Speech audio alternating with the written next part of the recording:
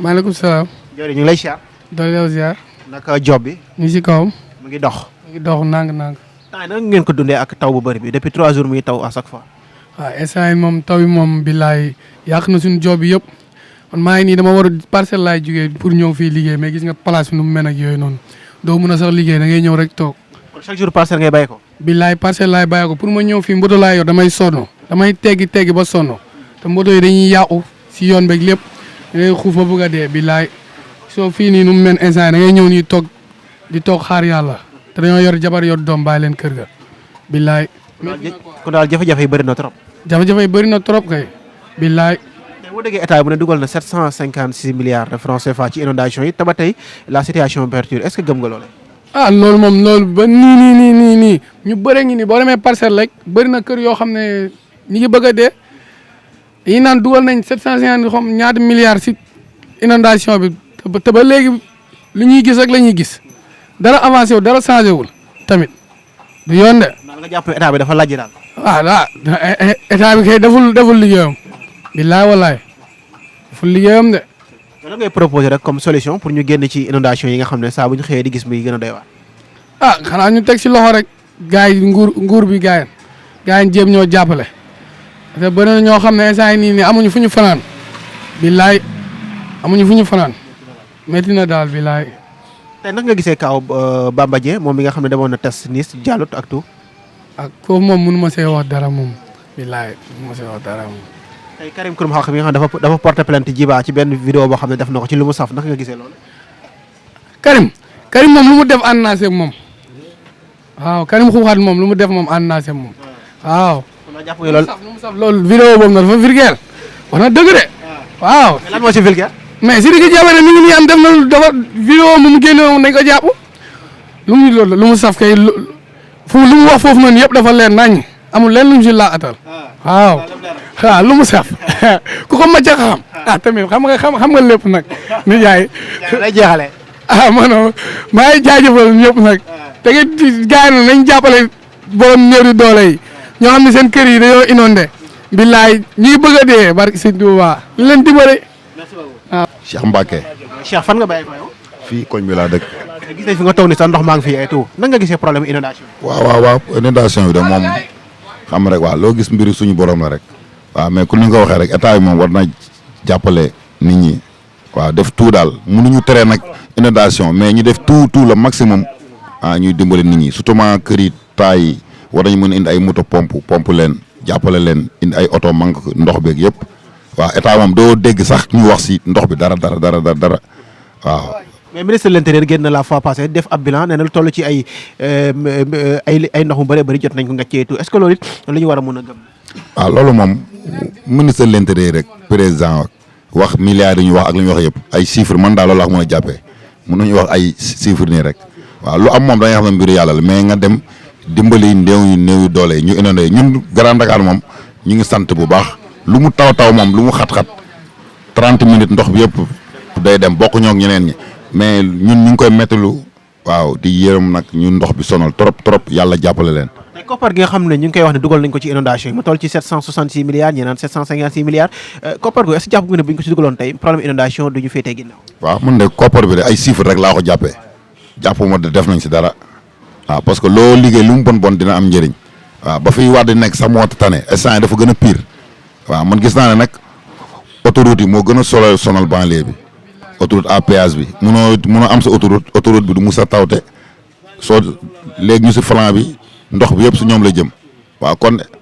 état bi dafa mel ne dafa yërëmul population quoi man loolu laa ko gisee. mais su jàppaloon ne askan bi aussi am na ci part de responsabilité jël ay nga rey sa xar après doo ko ci canalisation et tout su jàppaloon ne loolu tey lu impacté mbir mi la. waaw loolu tamit lu am solo la Sénégal tamit pour liggéey ko tamit day metti waaw foog ñun ñu nekk si base bi ñoo war a njëkk a liggéey waaw ku jàppale leen li nga wax tamit dëgg la moom munoo fat say canal la pare ndox bi tamit munul dem waaw loolu tamit nag waaw xam nga rek ñoom ñëpp loolu tamit dinañ si gën a farluwaat daal xam naa waaw. tey lan ngay proposer comme solution mu di solution structurelle boo xam ne bu ñu ko defoon peut-être inondation yi dinañu féetee ginnaaw. waaw man de inondation yi moom sa dëgg-dëgg xanaa ñu liggéeyaat rek waaw ñu defalaat assainissement yi waaw comme que ñun mun naa ne nguur gi Europe la basé wu France nu mu mel ba Europe bi nu mu mel ba su tawee rek ndox bi dem war nañu mën a am proposition yooyu fii ñu mën ñu jàppale comme que lu ñu amoon fii su lu baax lépp lañ jël ragal ñu di wax quoi waaw Sénégal dara doxatu fu mu toll nii ñu ñëw fii nekk suñu ginnaaw yëpp seen intérêt bopp leen fi indi waaw parce que suñu waroon a jàppale Sénégal yi dëgg war nañu mën a xool nu ñu saafree ndox mi kon seen dëkk waaw. tey vidéo Jeeba bi nga xam ne jot na jur coow ba Karim Xrum Xax porté ko plainte nee na daal vidéo bi dafa xaw a vulgaire nag nga gisee loolu. non kon lu ko kii waxee rek sama waa ji pano kon nu mu ko waxee rek Karim moom lu mu dugg rek ñun dañ si ànd parce que Karim mi ngi xeex ak population bi mi ngi dimbali nit ñi mi ngi xeex ak ñoo xam ne sax xamuñu ko waaw loolu moom waaw Karim lañ si àndal moom waaw. si ñuy wax naan musiciens yi maintenant dañuy dégradé li nga xam ne moo di mës dañuy yàq xale yeegi ni mel parce que def vidéo def naan ay lu mu saf ak et cetera est-ce que jàpp nga ne loolu it lu méngoo ak suñu réalité. non loolu moom fu mu toll nii moom dëkk bi moom dañ naan musiciens yi mais lépp fépp a tas parce que dañuy gis xale yi ndaw di loué seen appartement def naka su dul noonu ñu war leen a teg si yoon teg si axe tëj leen wala ñu teg leen si loo xam ne bu ko gis doo ko ñame defaat mais Sénégal gis nga nu mu mel lu fi waaye def tey suba nga gisaa ko si mbedd bi moo tax nag fii pour loolu dañ moom xëy na nag ñoom seen biir loolu moo leen di doxal waaw parce que ñu naan dëkk bi dëkk formation la dëkk lii la te soo xoolee boo xool waaw fii loolu la fi am waaw. looy jeexalee ban message ngay tëjee. waaw damay wax rek yal na yàlla def jàmm def salaam waaw ñu nekk si mbënd bi borom bi jàppale leen dimbali leen waaw parce que ndimbal suñu borom rek a fi am kase ku borom bi jàppalewul doo dem ku mu jàppale nga dem ku ñu nekk si mbënd bi yàlla na leen jàppale yàlla sutural leen taw bi moom taw maam yàlla la moom. waaw kenn mënu si dara jaajëf. maaleykum salaam. jërëjëf ñu ngi lay ziar. ñu ngi delloo ziar. ay cag-cag wala. waaw. nga gisee inondation bi ak seen liggéey bi. waaw ñun moom yaakaar naa ñoo si gën a gaañu moom. waaw vraiment parce que non seulement doo am yoon yoo jaar mais doo tàggoog paan tamit waaw. loolu moom mooy loolu moom doo tàggoog paan te doo am yoon yoo jaar da ngay wër ba sonn. inondation bi nag nga ko gisee ak kii la faute ñëpp ñu ngi naan état bi moo liggéeyul yow da ngay partagé. yàlla dogal na si. état bi am na si ñun population bi tam am nañ si parce que fii boo xooloon tey boo xoolee assainissement yi canal yëpp da ngay gis gars yi dañ koy ubbi jël kubéer yi yenn yi ay briques lañ fay dugal yenn yi ay mbalit du jàll ñun li si nekk suñu wàll mooy lan moo tax ñu koy fat ak bu nawet jotee ku nekk secteur bi nga nekk war nga mën a dem jéem a xool nooy def ba dindi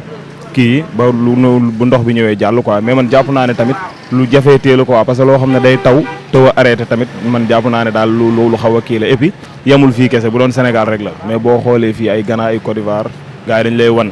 ay inondation yoo xam ne ni dañ lay wax ne la carrément taw yi ay at ci ginnaaw ngay compter pour mos a gis taw yi nii man loolu laa jàpp rek. la nga jàpp ne mbir mi ab catastrophe naturelle la. waaw man loolu laa ko jàppee état bi nag am na si part responsabilité kenn mënu ko si dindi. waaw de même ñun population bi tamit am nañ si part responsabilité parce que ñun tamit du ñu dimbale état bi si benn côté bu ñu defaralee ay canalisation ñun ñooy dem génneewaat kubéer yi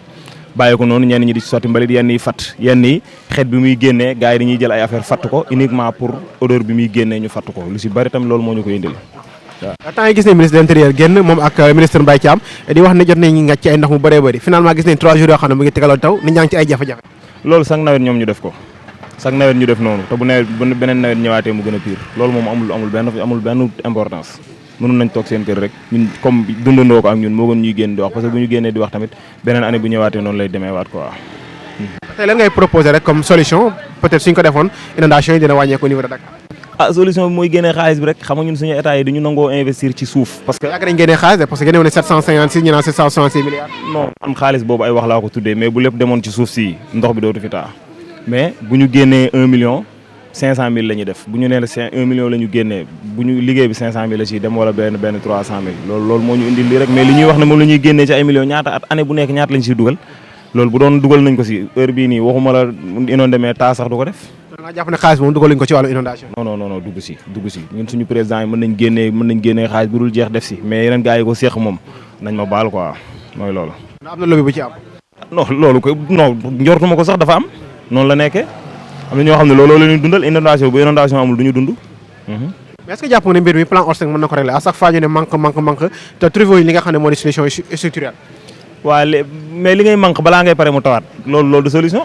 loolu sax gën a yàq xaalis la parce que li ñuy manqué sax mën nañ ko dimbalee ñu inondé wutal leen feneen fu ñu dëkk en attendant mais li ñuy manque boo xam da ngay manque balaa ngay pare mu tawaat waaw robinet bu tëjul mënoo fa beere da ngay proposer comme solution rek pour jeexal. li ñu génnee ci xaalis chaque année ñu dugal ko fa bu ñu ko fa dugalee rek lépp sotti mais bu ñu génnee 1 million dugal fa 500 000 dara du baax chaque année suñu xaalis mooy seey waaw li ñuy génnee ci xaalis nañ ko fa dugal loolu rek laay proposer comme solution. Karim Xrum Xax keroog dem na porte plainte Djiba nee na dafa def benn vidéo boo xam ne jàpp ne daal méngawul ak suñu réalité nag nga gisee loolu. man en tant que musulman man li ma njëkk a contre mooy démocratie le fait que ñun am nañ démocratie rek ñun yooyu yëpp mënatuñu ko bañ quoi waaw ndax ñun dañuy naan suñu réewu démocratie la ba pare ne kenn kii amoo droit defee fi lii kii amoo droit defee fi lii ñun ñëpp dañu war a àndandoo ñu xeex le mot démocratie parce que démocratie warul exister démocratie mooy lu neex waay lu waay bëgg a dund na ko dund quoi man noonu laa ko gisee. bu defee clip ay góor ak jigéen yi ku ne sa kaw extra est-ce que loolu jàpp nga ne loolu image boobu rafet la ci Sénégal. waaw ñun nee nañ démocratie la ñuy roy bu ñu waxee dañ naan France kenn mënu fa nangam parce que dañoo am démocratie États-Unis kenn mënu fa nangam parce que dañoo am démocratie mais États-Unis ak France clip yooyu dañ ko fay tourné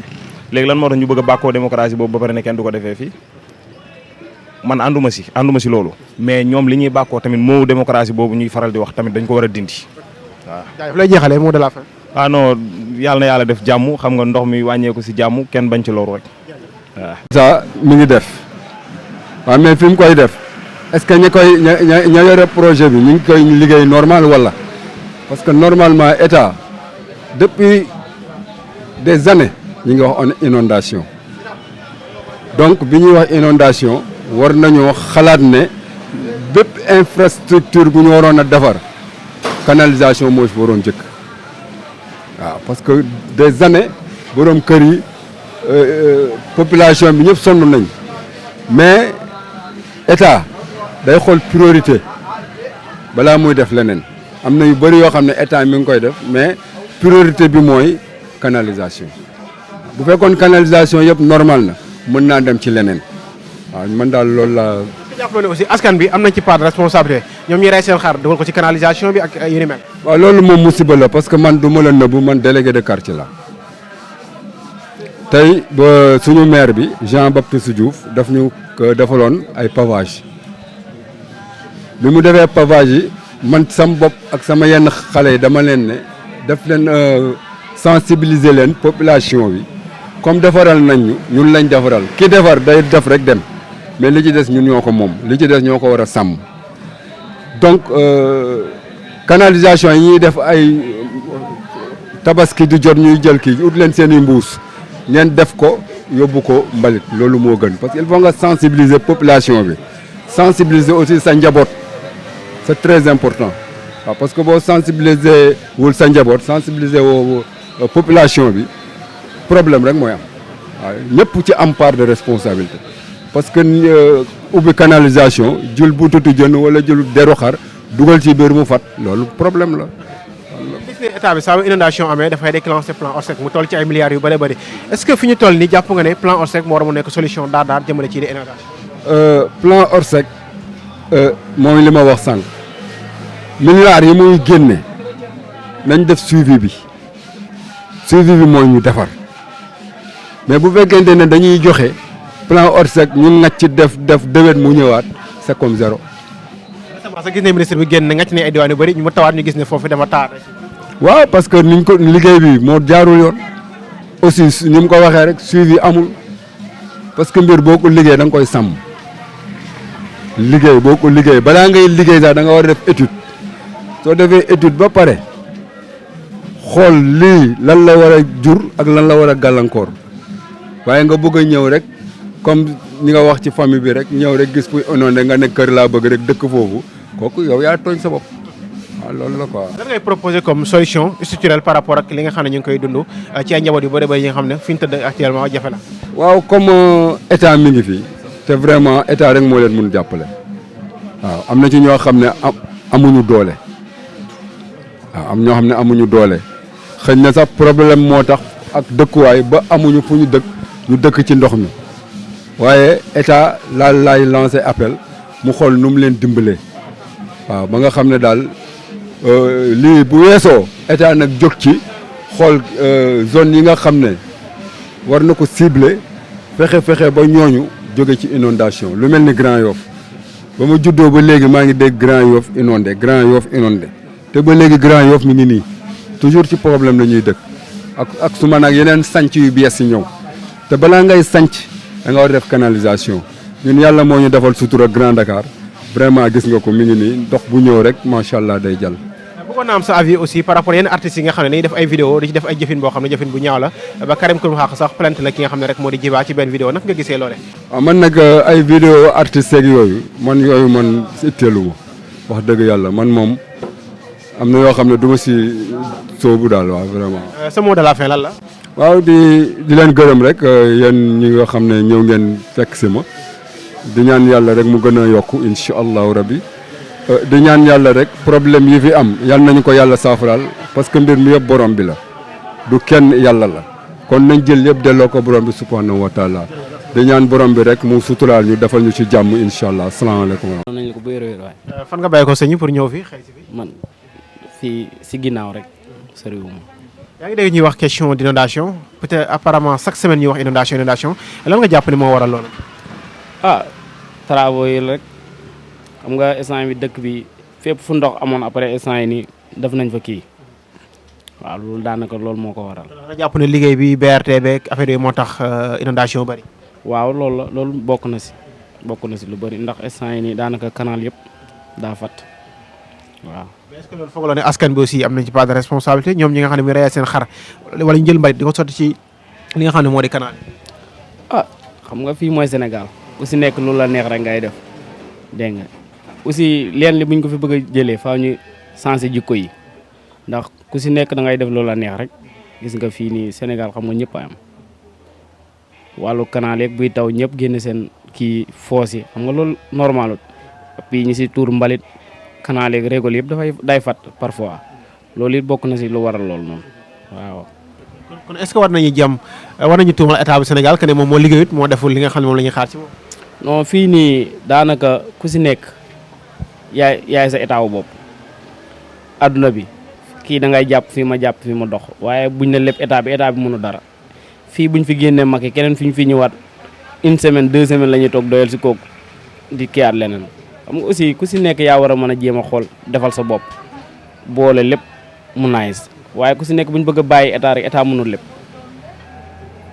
nga jàpp ne problème bi ci ñun la ñun askan bi. waaw problème bi si ñun la ba pare door a état bi mënul lépp ku si nekk yaay jéem a xool fii ak lii bu ma ko defee lii ak lii dina normal waaye bu ñu bëgg a bàyyi état bi yëpp état bi mënu si dara waaw. tey ñu gis ne à chaque fois bu inondation amee dañuy déclencher plan Orsec mu toll ci ay milliards yu bëree bëri ñu bëree bëri jàpp ne xaalis boobu dañ ko dugalu fi ñu ko war a dugal moo tax situation bi di kon. ba tey loolu bokk na si xam nga ku si nekk gouvernement bi ku si nekk boo toogee sa bopp la ngay toogal ñoom ñëpp a yem muy Masamba muy ma Demba képp ku fi toog sa bopp moo la fi tax a toog waaye man da li ma jàpp buñ nit ñi liggéeyoon état bi liggéey yaakaar naa ne instant yi ni konoon jeex na fii waaw. yow lan ngay proposer comme solution en tant que sénégalais. en tant que sénégalais na ñëpp booloo nekk benn ku si nekk xam li la war état bi xam li la war waaye bu ñu bëggee lépp bàyyi état bi mënul lépp waaw. tey problème mu Djiba bi ak Karim Xrum Xax mi nga xam ne nee na ko porte plainte na ko sax ba pare par rapport à benn clip boo xam ne def na ko muy li mu saf naka nga gisee boobu la jafe-jafe. xanaa moom Abdou Karim moom xoolaanu kiiwam bi moom it fi mu naan kii wu mbaajo bi. xam nga rek ñoom ñëpp a yem Abdou Karim xaj na mu ngi doon wëy wi léegi doxatul léegi mu bëgg a jàllaat si ay yooyu moom mooy loolu ku fi nekk si boppam rek la fi nekkal nekkul fi kii nekkul fi ma sàmb mais yenn détails yi moom nañ ko war a bàyyi moom dem liggéey ku si nekk dem liggéey waaye bu ñu bëggee tey détail fii loolu kiiwul jëmalul réew mi kanam waaw. bu ñu jàngatee son bu lu mu saf bi di ci wax yoo xam ne peut-être xale yi sax comprendre nañ est-ce que loolu it baax na ci li nga xam ne rek moo di askan. Abdou Karim moom kii wu mbaajo bi nag bi mu wax xanaa déggoo ko foofu tam xale yi war nañ say jàngat ni moom balaa muy porte kii Djiba plainte moom lañ war a njëkk a porte plainte ba pare waaw ne ko mu bàyyi caaxaan yi dem liggéeyi moo gën. mot de la fin bi la lay jeexale di siyaar ñëpp di nuyu ñëpp di kontaan si yéen di leen bëggee bu baax a baax di nuyu laay sama doomu ndey waaw.